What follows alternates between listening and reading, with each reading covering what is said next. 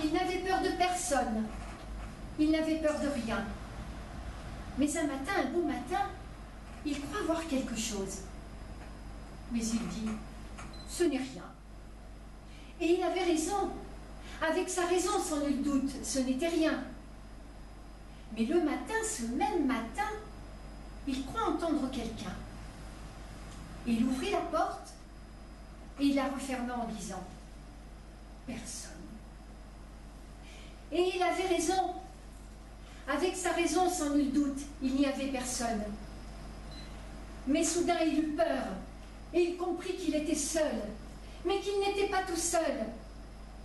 Et c'est alors qu'il vit rien, en personne, devant lui.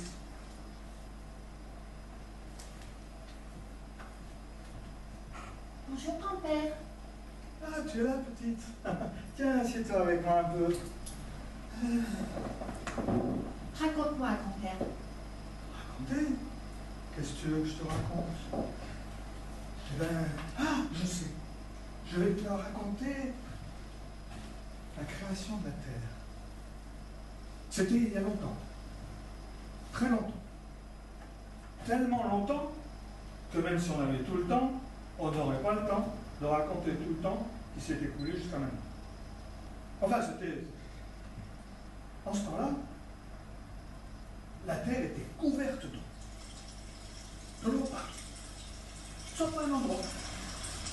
Un petit îlot, rocailleux, tout petit, sur lequel se tenaient aigles et coyotes. Il commence à trouver que le petit îlot était vraiment bien petit. Alors, Aigle a vu une tortue qui nageait vers eux. Alors il a dit, oh, tortue, viens, tu vas plonger jusqu'au fond de la mer et tu vas ramener de la terre, qu'on puisse en faire quelque chose. Oh, tortue a nagé, elle a plongé, mais de plus en plus bas, mais c'était dur, à la fin elle a juste réussi à frotter un peu le fond avec sa patte, et il a fallu qu'elle remonte.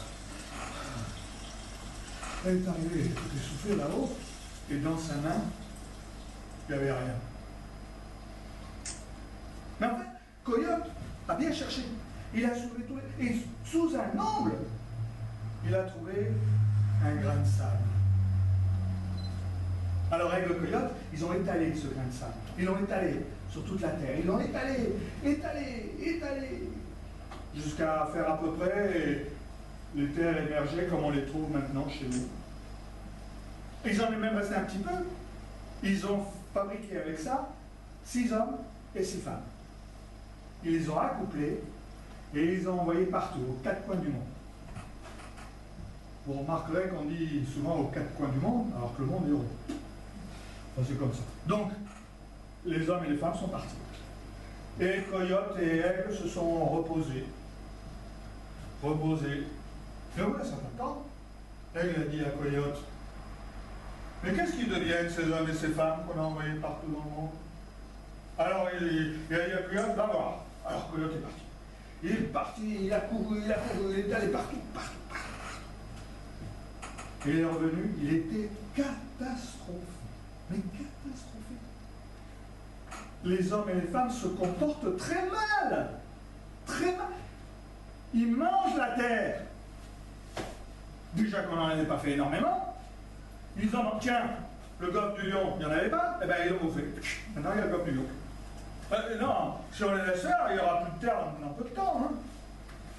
Alors il a réfléchi, il a dit, il faut trouver une solution. Et il a vu Colombe qui volait vers lui. Alors il a dit, d'accord, Colombe, va dans le monde, va sur toute la terre et trouve-nous de quoi manger. Ramène-nous ça. Allez, vas-y. Alors Colombe est parti. Il est parti longtemps. Hein. Elle a cherché partout. Mais elle n'a pas trouvé grand-chose. Et revenue, elle avait juste une petite graines de céréales dans le bec.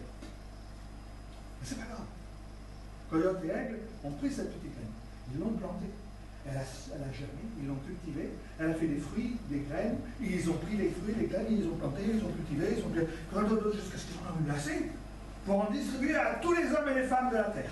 Ils leur ont dit, voilà, vous prenez ces graines, vous les cultivez, vous les faites grandir, grossir, vous récupérez les fruits et les graines et vous les mangez. Comme ça, vous ne mangez plus la terre. Et en effet, les hommes et les femmes étaient tellement bien après, ils étaient tellement rassasiés, eh bien qu'ils ont repeuplé complètement la terre. Et c'est comme ça qu'on est arrivé à maintenant. Mais rappelle-toi, hein, sous la terre, il y a toujours l'eau, hein, il y a toujours l'eau.